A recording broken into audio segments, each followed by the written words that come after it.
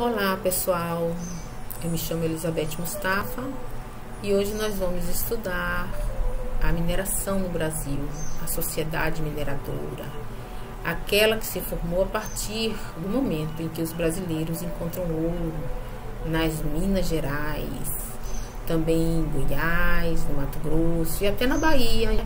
Nós sabemos que essas cidades prosperaram, cresceram e se formaram a partir desse encontro com os portugueses, os brasileiros, que na corrida do ouro migraram para essas regiões, formando as cidades que prosperaram, que se tornaram bonitas, graças a essa descoberta.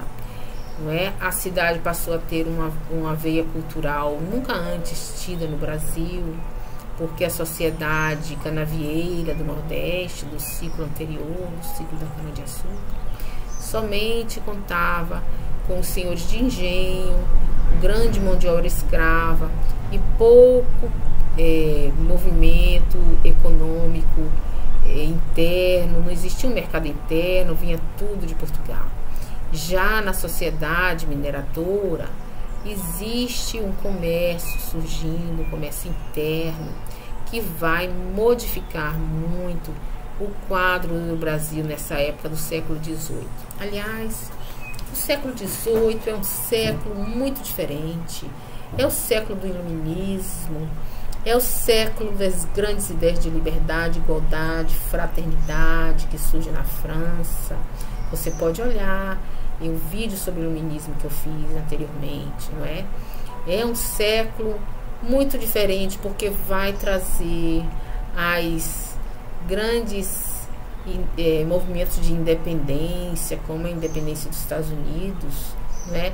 É o século da Revolução Francesa.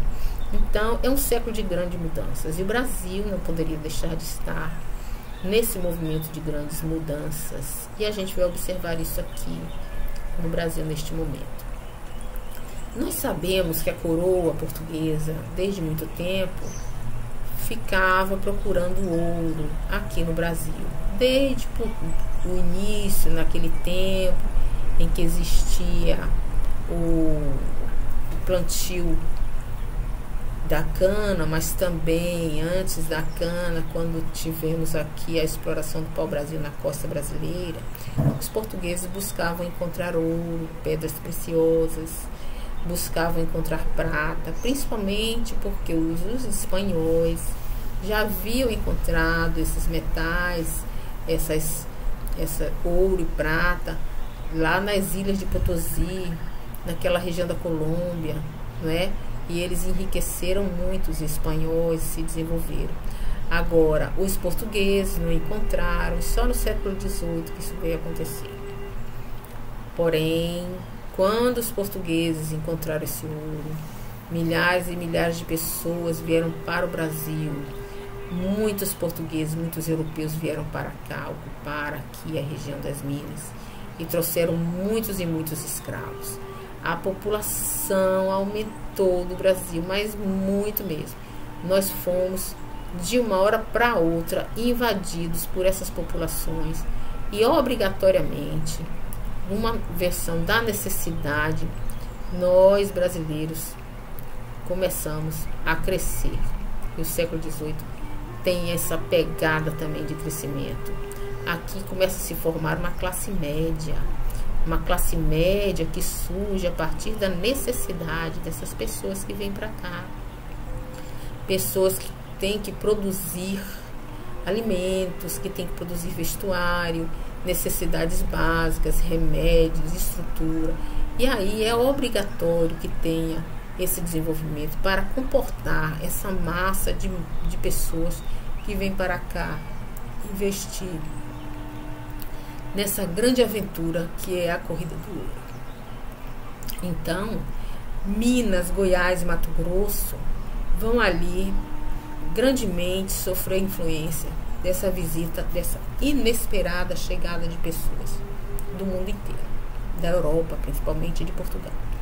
E aqui o sul do Brasil, o Rio de Janeiro, essas regiões vão começar a enviar manufaturados, enviar alimentos para suprir as necessidades da região das minas, porque no começo houve muita fome, houve uma crise de mantimentos e foi necessário a integração do Brasil com outras, do Brasil todo com essa região, fazendo com que o comércio interno no Brasil ampliasse e as pessoas tivessem a impressão de que não mais precisariam da coroa para auxiliar no desenvolvimento. As pessoas vão se tornando autônomas, vão se desenvolvendo, vão tendo mais conforto, mais qualidade de vida, e isso vai mudando muito a face do Brasil. Inclusive, os escravos que vêm para o Brasil nesse período para trabalhar nas minas também têm grandes vantagens nesse movimento, porque eles podem agora sonhar com a liberdade. Porque quando você encontra ouro bruto, você encontra uma moeda. Não precisa você transformá-lo para você fazer negócio. Não é como um produto de cana-de-açúcar que você planta, espera para colher, tem a safra, não é a retirada, todo aquele processo para você conquistar no mercado a moeda, o valor monetário. O ouro não. O ouro já sai da fonte, da beira do rio, das montanhas, das minas, como um produto já resolvido para ser usado. É uma moeda de troca. E essa moeda de troca, ela é muito cobiçada, inclusive porque a coroa, no momento em que o Brasil descobre ouro, a coroa muda completamente de conduta em relação ao Brasil. Se antes a coroa deixava ao sabor dos senhores de engenho, administração, deixava mais solta a organização da colônia, agora a coroa quer comandar, quer organizar e colocar regras rígidas para que o ouro não seja traficado, que o ouro não seja levado para locais que a coroa não controle, para que não seja roubado. E a coroa agora vai determinar essas regras, vai colocar impostos, não é? Um imposto, um dos mais conhecidos que nós sabemos era o quinto, que é a quinta parte da produção aurífera, que é cobrado àqueles que exploram as minas, que exploram o ouro. Todos aqueles mineradores que retiraram o ouro vão ter que apresentar à coroa um quinto da produção. Então, o rei de Portugal manda instalar no Brasil vários locais que se chamam casas de fundição, que é um local onde você vai levar o ouro e ele vai ser derretido e formado umas barras de ouro. Essa barra de ouro vai ser retirada a quinta parte, ou seja, 20% da produção de ouro para entregar a coroa, e os outros 80% vai ser feito uma barrinha de ouro, que vai ter o carimbo da coroa, que somente com esta barrinha, dessa forma, com o carimbo da coroa, vai ser legalmente possível ser comercializar o ouro dentro e fora da colônia. Fora da colônia, vírgula, porque nós sabemos que existe o pacto colonial e ninguém da colônia pode fazer comércio com outra que não seja a metrópole portuguesa, mas somente com essa barra carimbada, demonstrando que já foi retirado o quinto, é possível legalmente comercializar o ouro. Só que nós sabemos que existia muito tráfico. As pessoas que estavam no garimpo escondiam o ouro para poder guardar e burlar essa lei do quinto. Muito se falou que os negros que estavam lá garimpando utilizavam ouro, escondiam as pedras, inclusive no cabelo das negras, nos penteados, e de várias formas eles tentavam esconder para tirar do garimpo sem que o minerador soubesse. E esse dinheiro acumulado, ele vai servir posteriormente para comprar a liberdade. Foi possível muitos negros comprarem a liberdade a partir desse ouro que foi escamoteado, que foi escondido ali, não é? Do garimpo. E, inclusive, os negros agora, também existe uma profissão interessante, que são as quituteiras, que levam os quitutes, ou as comidas, numas cestas, para vender nos locais de garimpo, e são os escravos de ganho. Eles ganham um percentual para vender esses produtos. E aí esse dinheirinho vai sendo acumulado e posteriormente também vai ser possível ser comprada a liberdade, não é? E vejam que a liberdade, ela aqui no Brasil, ela pode ter essa flexibilidade, mas em outros locais onde existia escravidão, isso não existia, essa flexibilidade. As mudanças sociais desse período vão propiciar uma classe média que vai ser diferente, porque vai ter um pouco mais de mobilidade. Se antes na sociedade canavieira não existia mobilidade social, aqui vai ser possível a migração de uma classe para outra, como é o caso dos negros alforriados, dos negros de ganho e também das pessoas que a partir do ouro migravam para a classe média e melhoravam de vida. A vida urbana vai se caracterizar como forte presença cultural. As pessoas agora vão poder se desenvolver com a arte, que era uma arte barroca da época. E os jovens, filhos dos mais abastados, vão para a Europa estudar e voltam com os ideais iluministas, que vão também impactar de uma forma muito grande a sociedade mineradora daquele tempo. Então é importante a gente ver essa mudança acontecendo. A coroa também vai estabelecer outro tipo de imposto, que é o imposto por captação. Esse imposto é cobrado pelo número de escravos que o minerador tem. Se ele tem muitos escravos, ele paga mais. É um imposto per capita, por cabeça. Quem tem mais escravos paga mais imposto. Agora pense bem numa situação em que não é cobrado o quinto e também a captação. Ou se cobra um imposto ou se cobra outro.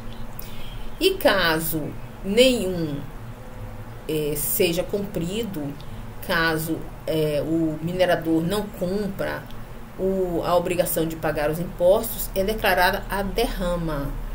A derrama é uma cobrança feita de uma forma muito mais autoritária e até mesmo violenta, porque aqueles que não pagam o quinto e não pagam a captação serão cobrados a sua dívida de uma forma agressiva, porque eles entram nas casas e tiram das casas tudo que tiver de valor, não é? A coroa, ela é muito incisiva nessa questão e vai ser muito difícil a convivência com o tempo, porque as minas, na verdade, o minério, ele é esgotável, ele não é como uma plantação que você planta sempre e tem formas de você continuar o plantio, não é? A mineração, o solo vai se esgotando e quando acaba aquela quantidade grande de minerais, vai diminuindo a produção.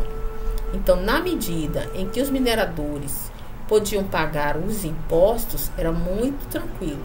Mas quando começou a diminuir a quantidade de minérios, de ouro a ser pago para a coroa começou a entender que eles estavam roubando e aí queria declarar a derrama. Não é? Isso vai ser muito difícil, porque aqueles que estão se desenvolvendo com o ouro vão se sentir muito explorados com essa cobrança ávida da coroa portuguesa, que na verdade está passando por necessidades financeiras, porque Portugal nunca foi grande gestor de bens. Portugal, toda vez que conseguiu montantes de recursos, usou de forma inadequada, de forma usurária, perdulária, a perder tudo que conquistou com vidas vazias de muita vaidade, gastos desnecessários. Isso foi deixando Portugal empobrecido. Vários reis foram irresponsáveis, não cuidaram das populações, e vai fazer com que Portugal seja, neste momento, tenha uma grande dívida, principalmente não só com a queda da cana-de-açúcar, do período da cana-de-açúcar, como também tratados que foi feita de forma errônea com a Inglaterra, que é o caso do Tratado de Methuen, o Tratado de Panos e Vinhos, onde Portugal vendia vinho para a Inglaterra e comprava manufaturados. Só que Portugal vendia pouco vinho e comprava muito da Inglaterra, ficando assim muito endividada. E todo o ouro que sai do Brasil para Portugal vai direto para os cofres da Inglaterra, o que também é constatado que o ouro do Brasil vai fomentar a revolução industrial na Inglaterra, que está se formando. As manufaturas da Inglaterra estão crescendo, Portugal está endividando, e todo o ouro que sai do Brasil passa por Portugal e migra para a Inglaterra, deixando assim Portugal, mais uma vez, descoberto. Não enriquece. Portugal teve todas as chances de enriquecer, com as grandes navegações, com a cana-de-açúcar, com o pau-brasil, e agora com o ouro do Brasil, que poderia enriquecer Portugal. Não foi assim que aconteceu. Portugal não lucrou com isso, e ao contrário, serviu para nós brasileiros crescermos e desenvolvermos nossas cidades, serviu para nós brasileiros trazermos uma população para o Brasil, para que aqui no Brasil, como nós sabemos, que é um local de regeneração de almas, sejam acolhidas essas pessoas a residir no Brasil, para resgatar os seus feitos, a necessidade espiritual dessas pessoas virem para cá. Portugal foi, na verdade, um instrumento de Ismael, o grande orientador do Brasil, nosso governador brasileiro do Brasil, que orienta o desenvolvimento daqui da terra do Brasil. Aqui um trecho do livro Brasil, Coração do Mundo, Pátria do Evangelho, na página 77, né? Que ele fala aqui, ó, pelo Tratado de Methuen, assinado em 1703, a Inglaterra, cujo poderio marítimo se consolidava depois dos grandes feitos das armadas de Portugal, da Espanha e da Holanda, passaria a amontoar o ouro do Brasil como principal fornecedora do primeiro e das suas colônias. Quer dizer que aqui o Portugal vai passar para a Inglaterra tudo que captou no Brasil com o ouro. Continuando aqui mais embaixo, ó, a Inglaterra ficaria com ouro tangível, enquanto Portugal guardaria o ouro imperecível dos corações, dilatando a sua fé e suas fronteiras, eternizando o patrimônio das suas tradições e das suas esperanças no tempo e no espaço. O que ele quer dizer? Que a Inglaterra ficou com o ouro e Portugal ficou com o Brasil, dilatando a sua fé e suas fronteiras, quer dizer, trazendo aquilo de bom que Portugal tinha para o Brasil. São as pessoas humanas, o humano que se desenvolveu aqui, a tradição portuguesa que se desenvolveu aqui, a cultura de Portugal, a fé portuguesa, católica, cristã, que vieram para cá, fazendo com que Portugal adquirisse um patrimônio espiritual para essa esse momento, não é? Porque nós sabemos que as ações de uma nação trazem patrimônios espirituais que são boas ou ruins, e futuramente será colhida essa semente transformada em bons frutos daqueles que gerou. Portugal, nesse momento, ele perde o ouro, mas ele engrandece-se espiritualmente nesse movimento. É como se ele estivesse resgatando a dívida do passado. Um momento muito importante do Brasil também é a chegada do Marquês de Pombal aqui no Brasil. O Marquês de Pombal é conhecido como um déspota esclarecido. Quando você estuda o absolutismo, lá no outro vídeo, você vai ver que os reis absolutistas, eles acreditavam de ter o direito divino de governar. E depois, com o movimento iluminista, alguns elementos do pensamento iluminista são incorporados por esses reis. E eles são conhecidos como déspotas esclarecidos, porque eles fundem elementos do absolutismo com elementos do iluminismo, fazendo com que esses reis tenham um pouco dos resquícios do pensamento iluminista, mas somente aquilo que lhes é interessante, porque a gente sabe que o pensamento iluminista ele vai bater contra o absolutismo francês, inglês também. Ele vai bater contra os reis, contra a nobreza e contra o clero.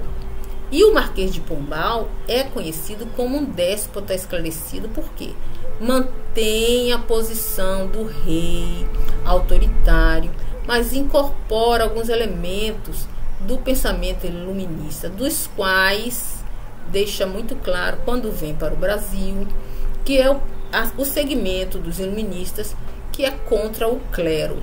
Os iluministas eram contra o clero. A primeira coisa que Pombal faz quando chega ao Brasil é expulsar os jesuítas.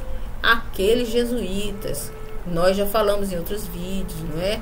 Falamos Manuel da Nóbrega, Anchieta, o padre Antônio Vieira, todos esses que foram missionários enviados por Jesus para desenvolver aqui, são elementos que vieram da Companhia de Jesus, que são jesuítas, e deixaram aqui os seus seguidores.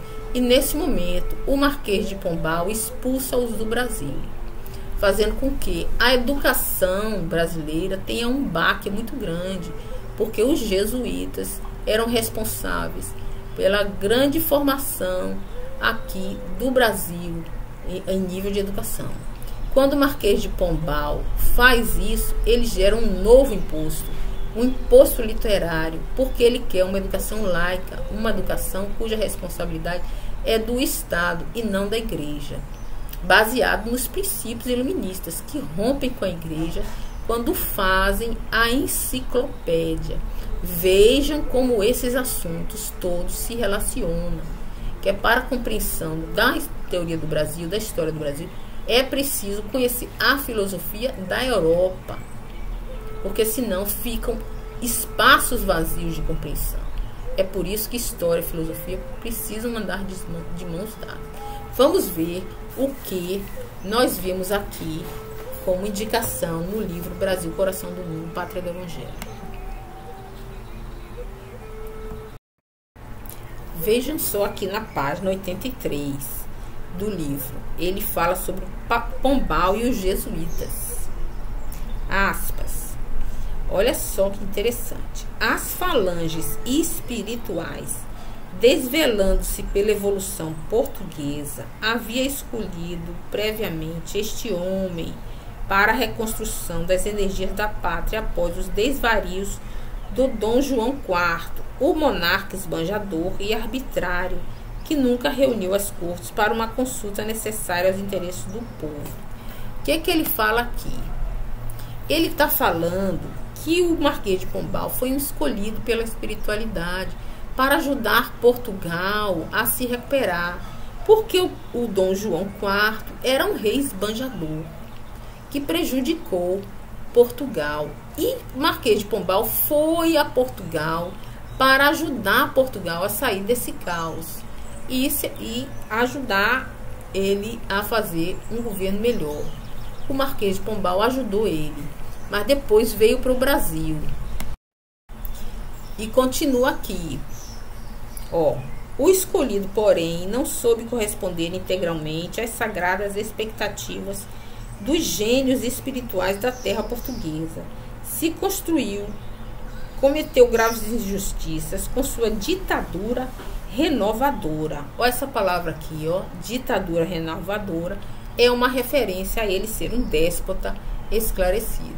Então, Pombal, ele foi escolhido pela espiritualidade para auxiliar Portugal, mas a sua atitude de déspota renovador, ou seja, esclarecido, que se baseada no pensamento iluminista, não ajudou Portugal. Ao contrário, não foi bom, porque foi muito tirano, apesar de ter alguns feitos positivos para Portugal, para a administração de Portugal. Foi muito tirano.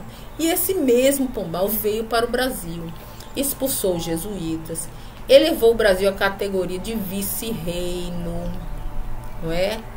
E também criou várias organizações aqui.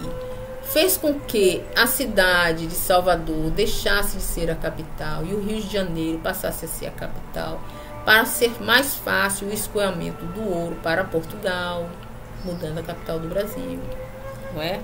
O que mais?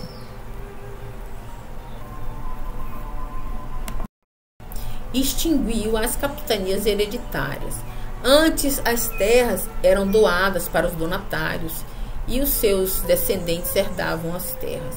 E Pombal acabou com isso. Agora as capitanias, elas são todas da coroa e não tem mais essa questão de herdar as terras, passar por hereditariedade. Mas Pombal foi uma pessoa que veio pelas mãos da espiritualidade maior e não cumpriu a sua tarefa. Vamos ver como ele termina aqui. O livro dá uma dica. Dá uma dica de que Pombal, aqui no Brasil, também deixou muito a desejar. E a espiritualidade aqui no Brasil veio buscar Ismael para falar sobre os prejuízos assim, que o Brasil tinha tido, porque Pombal era muito cruel com as atitudes dele. E aí o Ismael responde para eles com uma frase muito bonita, que é importante a gente refletir sobre os nossos dias. Ismael virou para os espíritos que acompanham o Brasil como resposta, não é, à reclamação deles em relação a Pombal, e ele disse assim: irmãos, muitas vezes os próprios espíritos que escolhemos para determinados labores terrestres não resistem à sedução do dinheiro e da autoridade. Sentem-se traídos em suas próprias forças e se entregam sem resistência ao inimigo oculto que lhes envenena o coração. Quer dizer, que apesar de escolherem os mensageiros, muitos desses mensageiros se perdem na vaidade, no orgulho, né? Aí ele coloca aqui, continua: deixai aos déspotas da terra a liberdade de agir sobre o império da sua prepotência. Por mais que operem dentro das suas possibilidades no plano físico, a vitória pertencerá sempre a Jesus, que é a luminosidade tocante de todos os corações. E ele está falando o seguinte: ainda que os políticos e aqueles déspotas, quer dizer, tiranos, maltratem as populações e tragam sofrimento e não cumpram com seus deveres, no final da história, Jesus é que está no comando. E isso vai ser um alívio para todos os corações. Aqueles que estão em sofrimento vão ser aliviados, os seus corações, e tudo isso irá passar, e essas pessoas que estão causando mal vão ter que responder pelas suas ações. E finaliza aqui dizendo, né, como foi que Pombal desencarnou de sofrimento. Retirando-se da vila de Pombal, retirando-se da vida, Pombal desprendeu-se do mundo em 1782, humilhado e esquecido sob o jugo dos mais pungentes desgostos. Então, quer dizer, foi uma pessoa que no final foi descartada pelos reis de Portugal, colocado lá com uma velhice solitária, sofrida, e saiu assim, desgostoso da vida, não é? Quer dizer, veio para cumprir uma tarefa e no final não cumpriu essa tarefa. Causou sofrimento aos outros, mas saiu aqui entristecido. Pois é, essa aí foi a saga de Pombal, né? O Marquês de Pombal, que viveu aqui nessa época, no Brasil, nessa sociedade mineradora que nós vimos aqui crescer, se desenvolver. No próximo vídeo nós vamos falar sobre a Inconfidência Mineira e sobre alguns movimentos libertadores que surgiram a partir do pensamento iluminista. Eu espero que vocês gostem, que acompanhem. E qualquer coisa, deixa aqui os seus comentários, suas perguntas, suas questões, suas lembranças, porque muitas vezes a gente esquece de falar tudo que vem na nossa mente. E pedindo sempre a Jesus para nos orientar, nos acompanhar, trazendo luz, força e vitalidade para todos nós. Muito obrigada.